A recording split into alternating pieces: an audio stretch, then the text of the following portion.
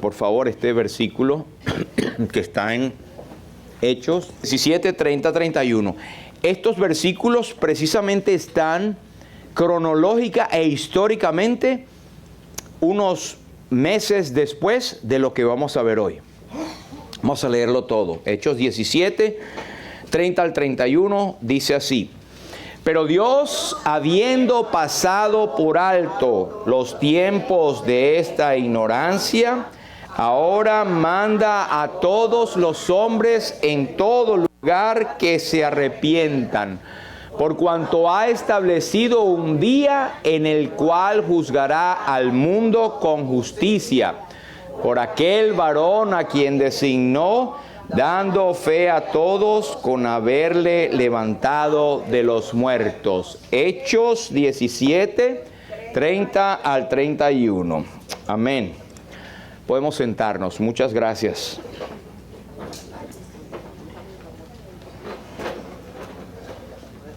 Vamos a tener nuestra lectura en el libro de los Hechos, capítulo 17, versículos 1 al 15. Libro de los Hechos, capítulo 17,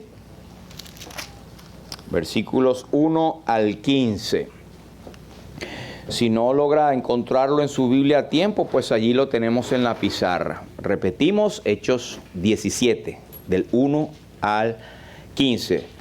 Dice así la palabra de Dios: Pasando por Antífolis y Apolonia, llegaron a Tesalónica, donde había una sinagoga de los judíos.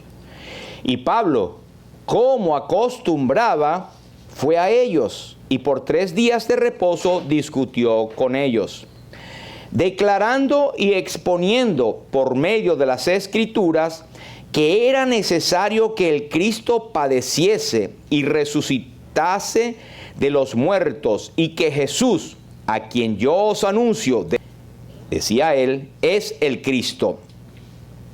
Y algunos de ellos creyeron y se juntaron con Pablo y con Silas, y de los griegos piadosos gran número, y mujeres nobles no pocas. Entonces los judíos que no creían, teniendo celos, tomaron consigo algunos ociosos, hombres malos, y juntando una turba, alborotaron la ciudad, y asaltando la casa de Jasón, procuraban sacarlos al pueblo.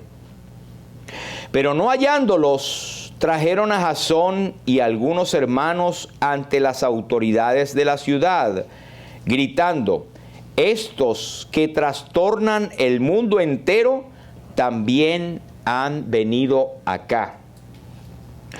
A los cuales Jasón ha recibido, y todos estos contravienen los decretos de César, diciendo que hay otro rey, Jesús. Y alborotaron al pueblo y a las autoridades de la ciudad oyendo estas cosas. Pero obtenida fianza de Jasón y de los demás, le soltaron. Versículo 10. Inmediatamente los hermanos enviaron de noche a Pablo y a Silas hasta Berea. Y ellos, habiendo llegado, entraron en la sinagoga de los judíos. Y estos eran más nobles que los que estaban en Tesalónica, pues recibieron la palabra con toda solicitud, escudriñando cada día las Escrituras para ver si estas cosas eran así. Así que creyeron muchos de ellos, y mujeres griegas de distinción, y no pocos hombres. Cuando los judíos de Tesalónica supieron que también en Berea era anunciada la palabra de Dios por Pablo, fueron allá y también alborotaron a las multitudes. Pero inmediatamente los hermanos enviaron a Pablo que fuese hacia el mar, y Silas y Timoteo se quedaron allí. Y los que se habían encargado de conducir a Pablo le llevaron a Atenas. Y habiendo recibido orden para Silas y Timoteo de que viniesen a él lo más pronto que pudiesen, salieron. Hasta aquí, esperando que el Señor prospere su palabra. Es mi intención pasarles o compartir con la iglesia también un poquito de la experiencia que nosotros tuvimos por allí, por esas tierras donde el apóstol Pablo comenzó su predicación. Obviamente no todo, pero sí algunas cosas que podemos mencionar.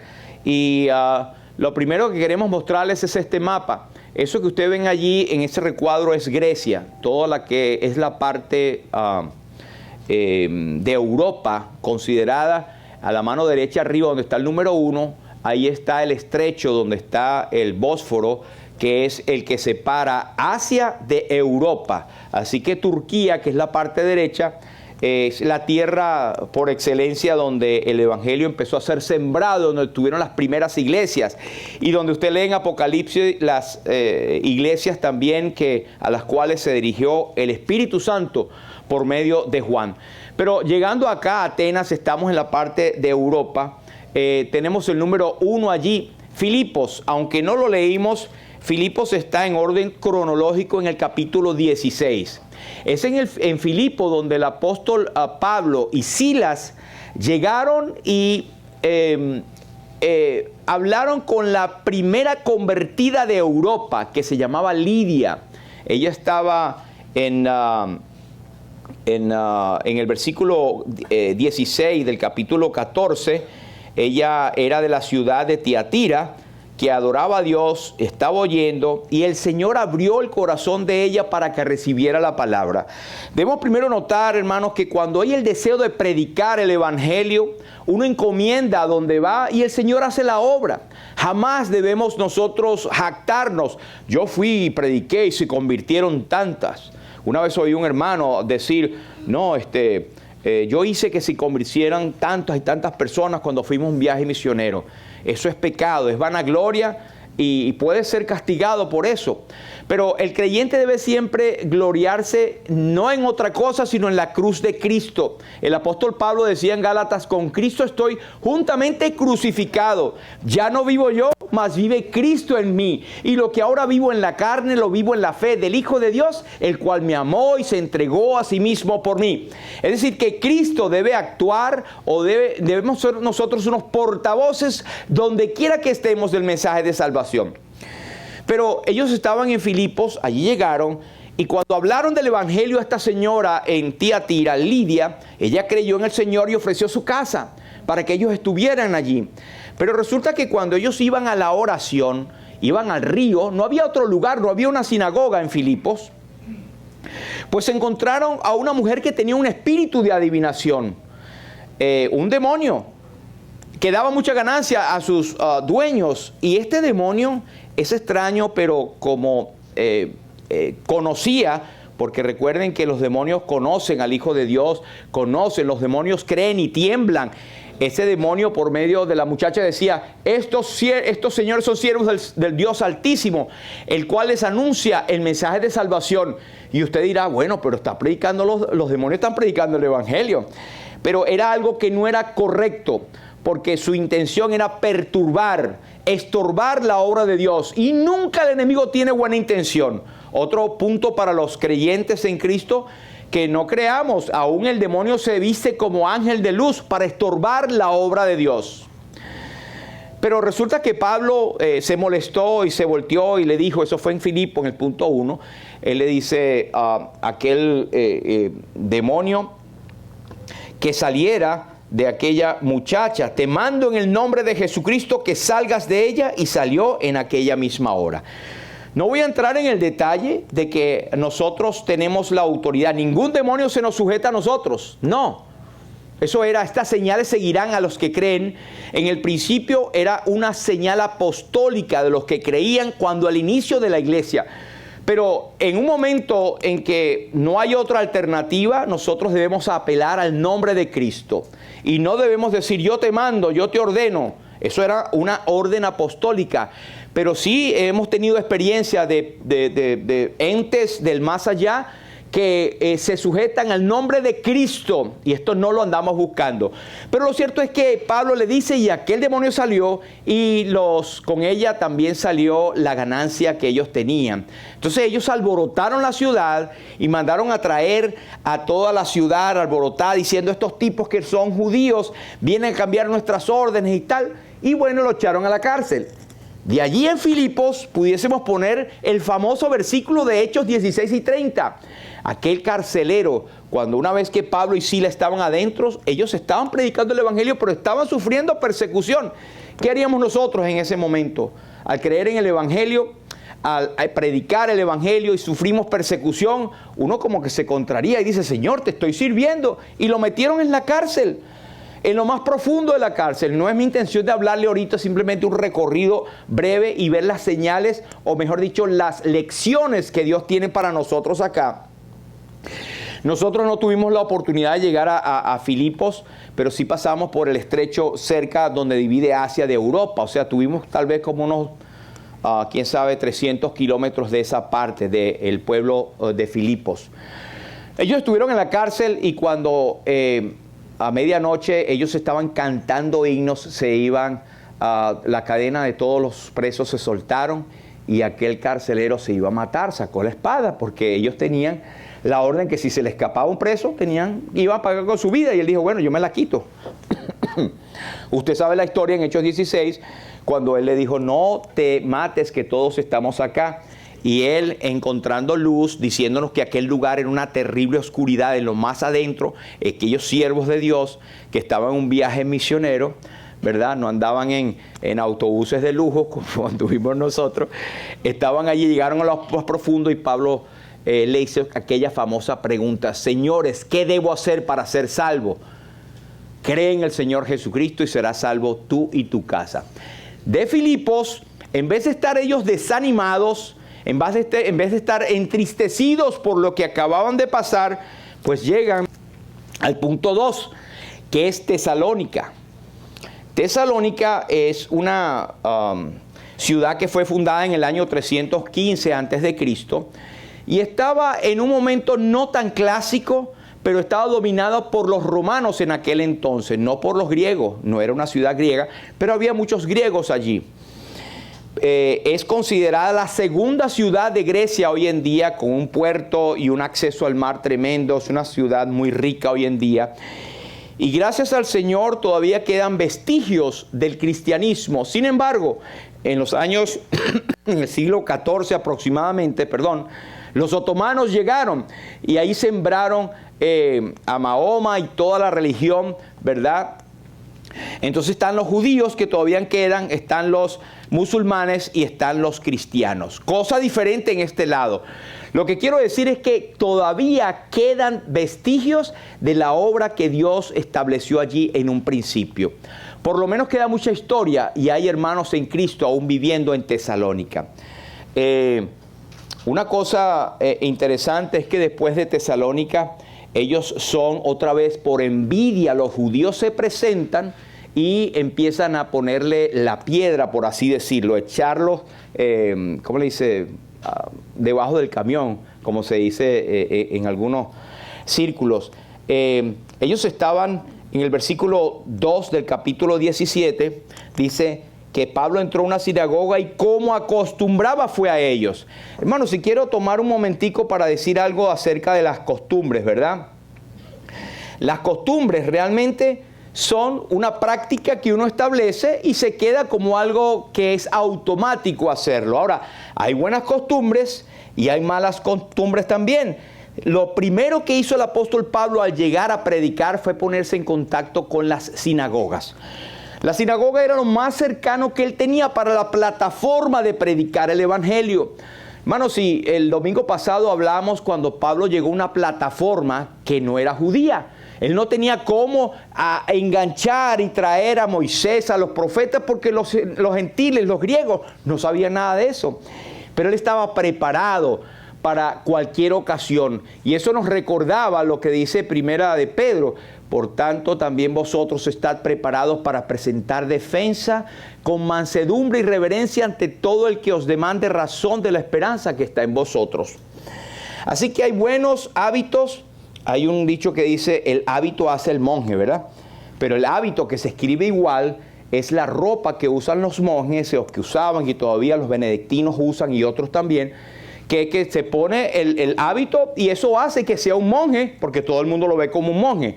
Pero en cuanto a nosotros, el hábito, hermanos, ¿qué hábitos tenemos nosotros respecto a las cosas del Señor? Un buen hábito, por ejemplo, es leer la Biblia. El Señor Jesucristo nos lo advierte y nos lo dice, y se lo dice a los fariseos en San Juan 5:39, que lo vimos, por cierto, el viernes. Le dijo, escudriñad las Escrituras. Es decir, lean la Biblia y no solamente lean, estudienla a profundidad, porque en ellas os parece que tener la vida eterna. Y de paso, ellas son las que dan testimonio de mí. Hermanos, ¿cómo es nuestra costumbre? ¿Tenemos la costumbre de leer la palabra o leerla nada más los domingos cuando vamos al culto? O leer un versículo rapidito cuando nos vamos. Hay que orarla, leerla, meditarla, escudriñarla. Y otra buena costumbre, bueno, también dice en Colosenses que la palabra de Cristo more en abundancia en vuestros corazones. La palabra debe abundar. Cuando vamos a predicar el Evangelio, va a salir con facilidad lo que el Espíritu Santo quiere de ti por medio de la palabra. Así que leer la palabra es una excelente y buena costumbre. Lo otro es que el apóstol Pablo, donde llegaba a la ciudad, su costumbre era ir a las sinagogas. Ahora, ¿cómo usted lo pone en equivalencia hoy al creyente? Él buscaba congregarse. Aunque sabemos que las sinagogas estaban atrasados porque estaban hasta el Antiguo Testamento y había mucha perversión. Pero él llegaba a los sitios donde se hablaba de Dios de alguna manera. Hermanos, nos dice la carta a los hebreos, no dejando de congregarnos como algunos tienen como. Y esa costumbre no es buena. No es buena.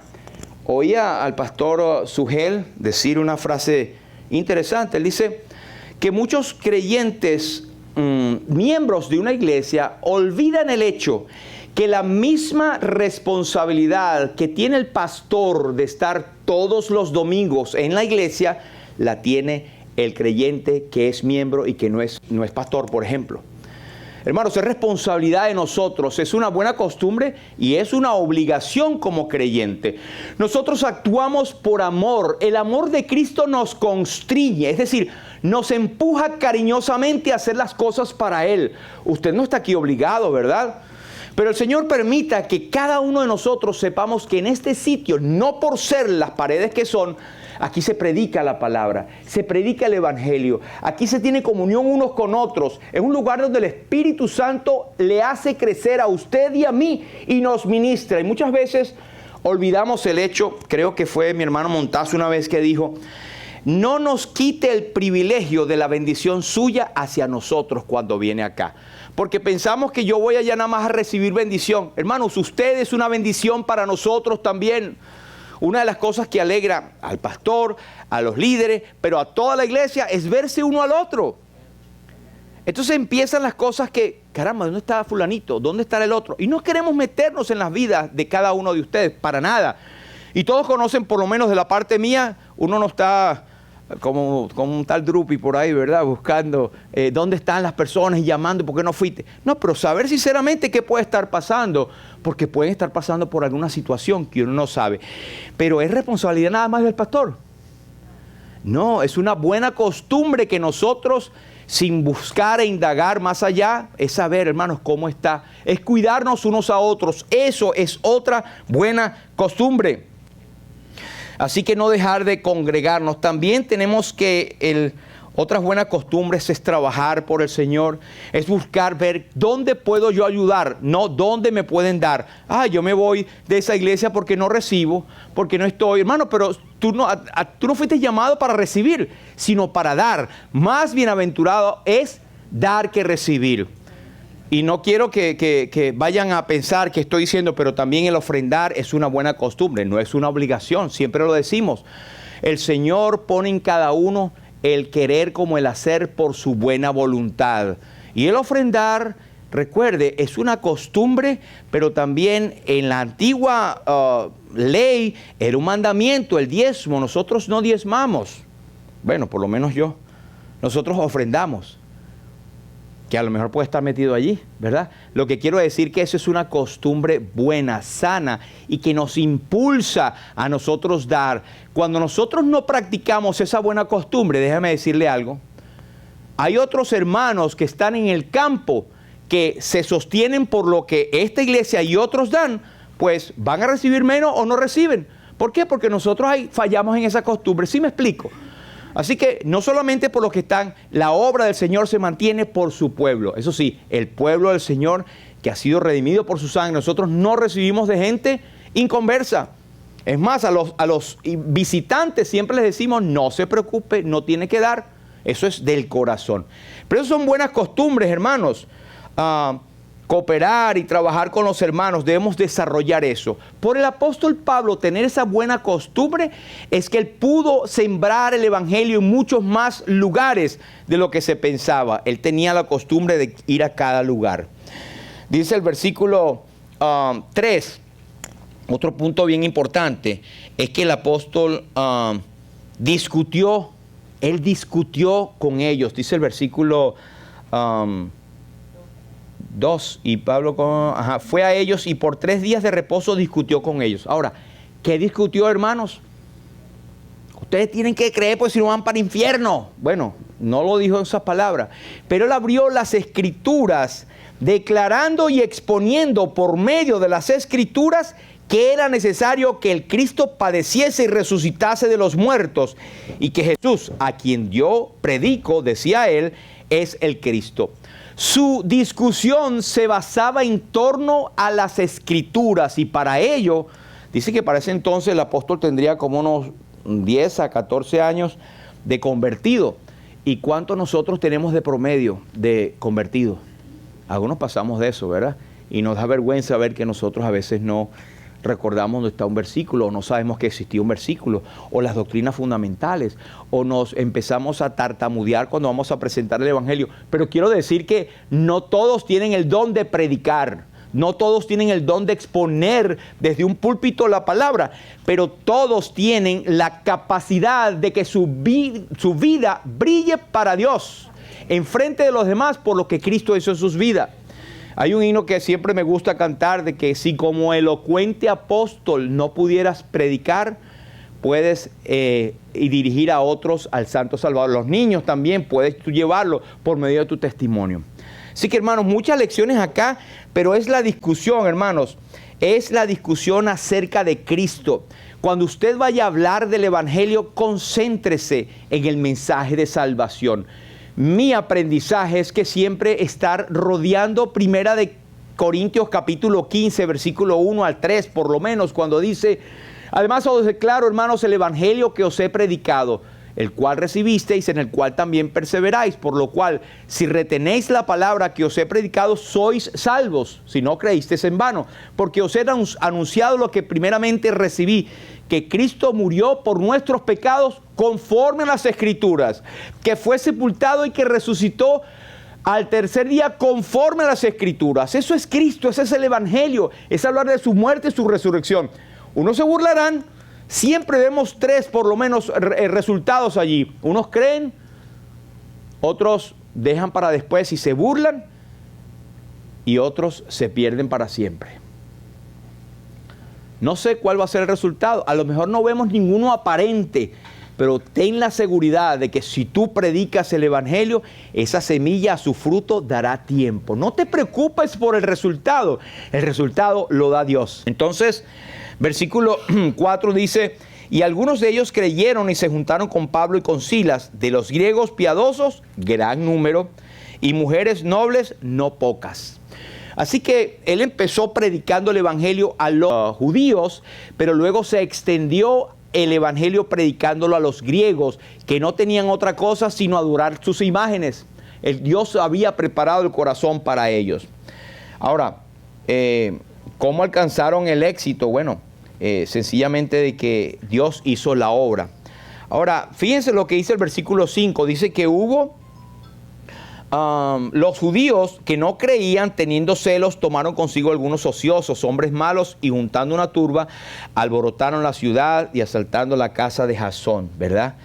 vemos que siempre el enemigo tiene que manifestarse. Cuando predicamos el Evangelio y no hay oposición, pues es una cosa extraña. Debemos estar cuidadosos, debemos estar pendientes, porque el enemigo nunca está contento con la predicación sana del Evangelio, con la predicación bíblica. Por eso siempre le rogamos, hermanos, oren por los que estamos aquí en esta parte. El apóstol decía, orando por nosotros para que al abrir nuestra boca sea anunciada la palabra del Evangelio, que la palabra de Dios corra y sea glorificada, y que Dios nos guarde del enemigo.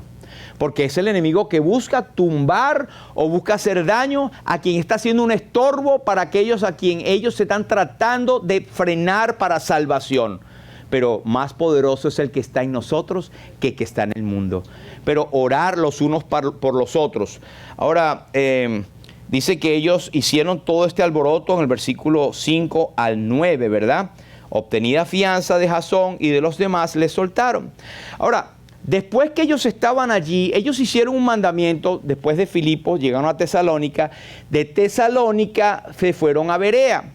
Ahora, dice el versículo 5, los judíos que no creían teniendo celos, versículo 6, no hallándolos, trajeron a Jasón. Ellos realmente dejaron a Tesalónica con aquel mandamiento que el Señor había dicho que si no creen en este lado, pues váyanse a la otra ciudad. Y ellos se fueron a la otra ciudad. Ahora se fueron a Berea, que usted ve del punto 2, ahí debería ser el 3, ¿verdad? Berea estaba cerca de los montes del Olimpo, como dice.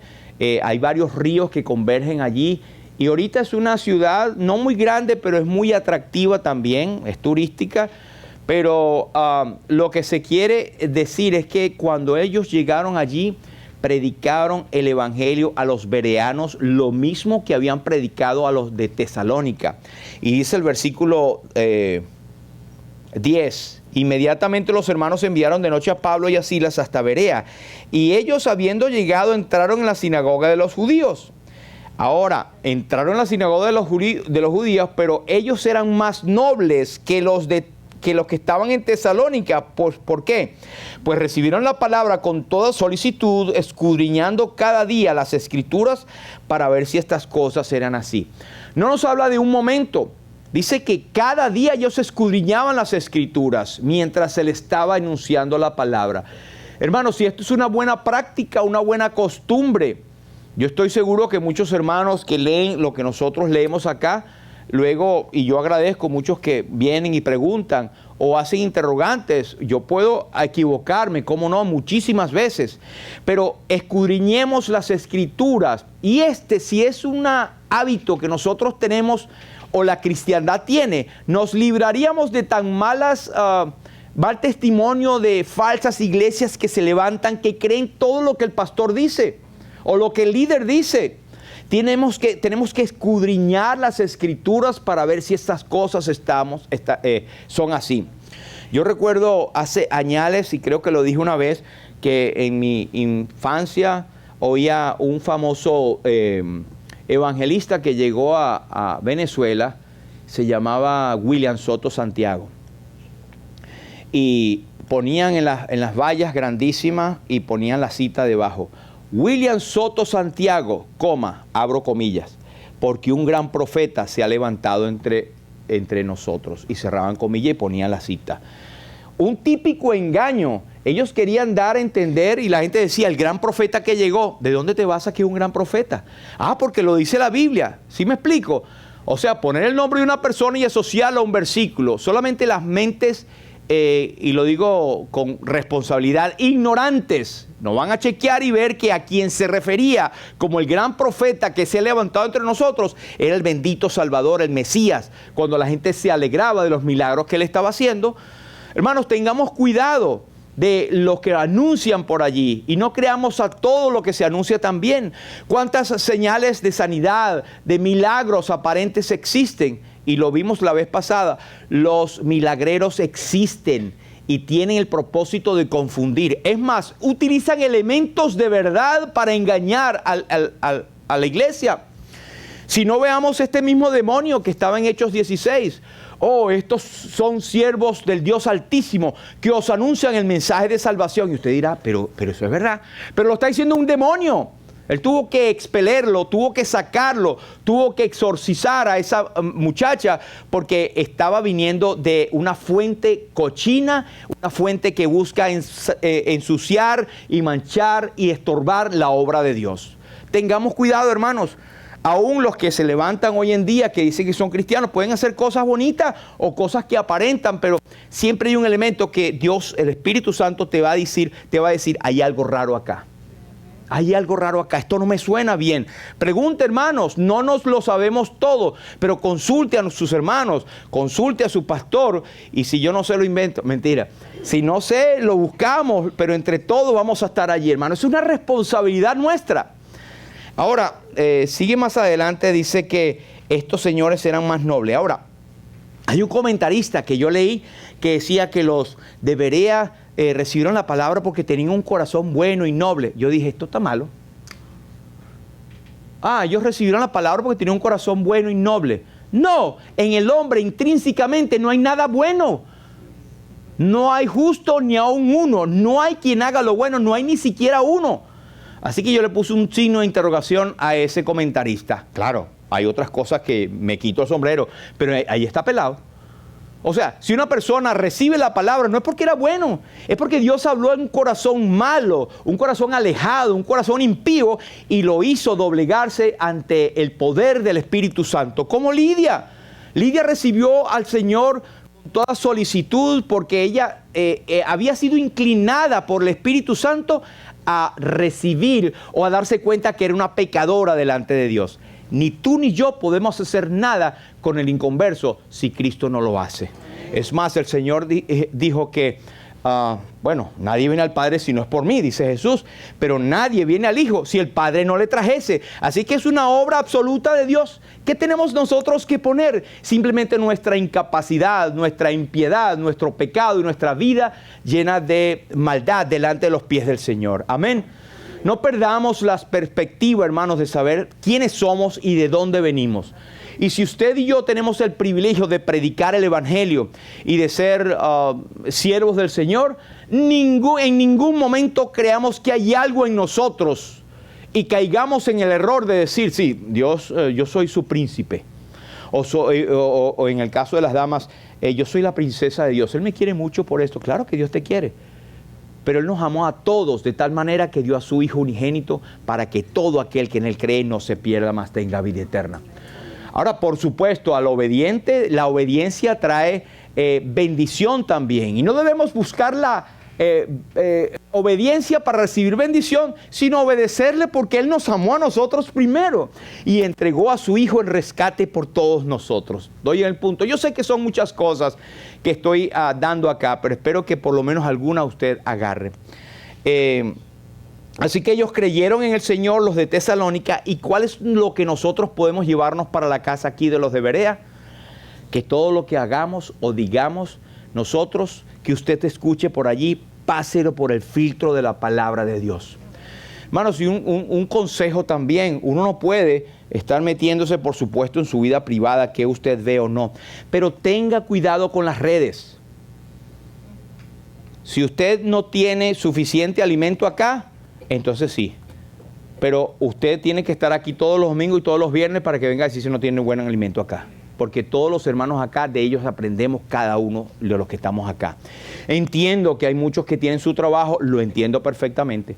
Pero aquí Dios ha puesto su Santo Espíritu, su testimonio, no por el pastor Gilberto, por el testimonio que Él ha puesto acá, y cada uno de ustedes y nosotros formamos parte de esta comunidad que el Espíritu Santo enseña y nos hace crecer, porque es en esta iglesia o en las iglesias que Dios ha puesto donde uno tiene el crecimiento. No en cualquier parte, no en la radio, no en las redes, no en TikTok, no en cualquier otras iglesias que yo veo por allí. Tengan cuidado. La mayoría, o hay un porcentaje de gente que empieza paralelamente a ver otras iglesias y termina teniendo malas doctrinas y estando en desacuerdo con su propia iglesia. ¿Dios quiere eso, hermanos? Tengamos cuidado acerca de eso, hermanos, de estar brincando de iglesia en iglesia, brincando de estación en estación, como que yo no veo que los creyentes de Corinto estaban brincando para Éfeso, ¿verdad? O estaba en Tesalónica. Vamos a ver qué hablaron allá el apóstol. Más, el apóstol Pablo decía, lo que yo escribí en Tesalónica, léenlo también a los hermanos de la Odisea. Por cierto, esa carta se perdió, la de la Odisea. Pero, hermanos, tengamos todo un mismo sentir en Cristo Jesús. Amén. Así que hay algunas cosas que quiero decirles acá. El viernes nosotros hablamos y recordamos acerca del 31 de octubre. Lejos de ser el famoso Halloween, que es traer la iniquidad y representar la muerte, que es lo que el enemigo quiere, empezando desde las mentes más chiquitas, reprendemos eso en el nombre de Jesús. Pero nosotros más bien celebramos y conmemoramos el Día de la Reforma, y aquí hablamos algo acerca de esto. Y las 5 solas que nosotros hablamos y nos adherimos, no es porque lo dijo Lutero, ni porque lo dijo Calvino. Es que ellos lo que hicieron fue desempolvar del mal camino que había tomado el cristianismo y había quedado cautiva la palabra en cuanto a la verdad en el clérigo, en el papado, y él le dio mucha rabia a eso, pero movido por el Espíritu Santo, él clavó esas 95 tesis. Pero habían 5 solas que nosotros empezamos a hablar el viernes. Y empezamos a decir de la sola escritura. Esta iglesia, junto con otras miles de iglesias que han estado bíblicamente fundadas, con mucha debilidad, eso sí, nosotros no tenemos otra autoridad, hermanos, que la escritura, que la Biblia. O usted me ha visto a mí decir aquí, la Convención Bautista me ha mandado a que yo predique sobre esto. No, ellos son independientes y como están con la misma doctrina nosotros, tenemos comunión. Pero a nosotros no nos mandan nada, sino la escritura lo que está acá. Y si hay algún punto de discusión, lo hacemos en base a la palabra. Sola escritura. También hablamos de que solo por fe, sola fide, es por fe solamente que nosotros podemos ser salvos. Y el viernes lo vimos acá. Si usted quiere continuar con lo que estamos hablando, pues venga el viernes. Hablamos también de solo por gracia. Eso es intrínseco al mensaje del Evangelio. Nadie puede ser salvo por obras. No, es que yo soy bueno. No, pastor, yo no le hago nada a nadie. No, yo ni siquiera bailo pegado. Hermanos, todos somos pecadores y necesitamos la gracia de Dios para ser rescatada. Y eso es lo que el apóstol decía y ahorita se los voy a mostrar en un momento. Pero también, si usted no sabe que es a través de Cristo solamente y solamente en Cristo, solamente en Él, la salvación se encuentra en Él, no hay otro nombre dado a los hombres, solamente en Cristo. Amén. Ese es un corito de la Reforma. ¿Okay? Solamente en Cristo tenemos nosotros la salvación. Y Hechos 4:12 nos dice, y en ningún otro hay salvación, porque no hay otro nombre debajo del cielo dado a los hombres en el cual podamos ser salvos. Y eso es lo que predicamos aquí, hermanos. Estamos nosotros contentos porque los hermanos aquí, todos ustedes reunidos mientras nosotros estuvimos ausentes. Sin embargo, cabe el recordar, hermanos, que la iglesia no es del pastor y que hicieron bien. Es el Espíritu Santo el que reúne a cada uno de los hermanos. Algunos se desaniman, no voy al pastor, yo no voy, hermanos. No caiga en eso, por favor. No caiga en eso. El pastor puede estar aquí, mañana no está, pero esta es la iglesia de Jesucristo. Así que venga no porque venga el pastor, venga porque aquí está el cuerpo de Cristo y está el Espíritu Santo. Amén. Y por último, si nosotros podemos dar gloria a nosotros mismos porque somos mejores y encontramos la salvación porque Dios es bueno, entonces quiere decir todo lo que Dios ha hecho no lo podemos hacer o darle la gloria a Dios, sino gloria a nosotros mismos.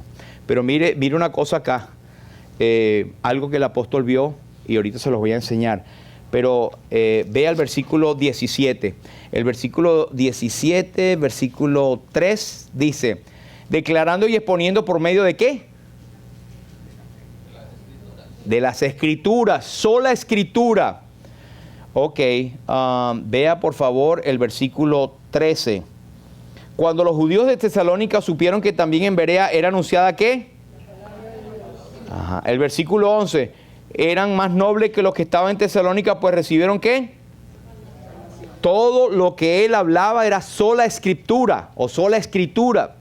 Vea por favor en el versículo 3.